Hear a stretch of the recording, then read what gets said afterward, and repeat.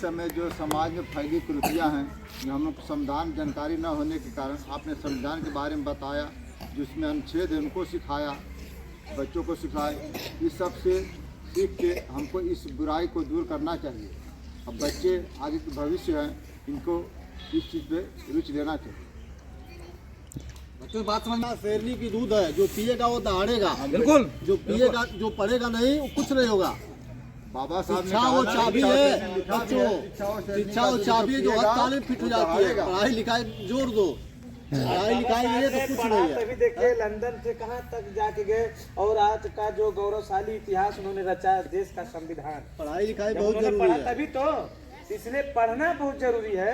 जब पढ़ेंगे तो वो चीज आपके अंदर तर्क करने की क्षमता आएगी, क्या सही है क्या गलत है ना, समझने की अपने अंदर समझ विकसित होगी।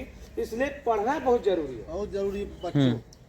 इस देश की सबसे ऊंची कुर्सी कौन सी है? प्रशासनिक कुर्सी डीएम की मानी जाती है ना, जिले का डीएम होता है। अब वो कैसे हासिल हो जाएगा? हम सोचे घर बैठे रहे हम डीएम बन जाएं? शिक्षा जरूरी है, पढ़ाई करनी पड़ेगी।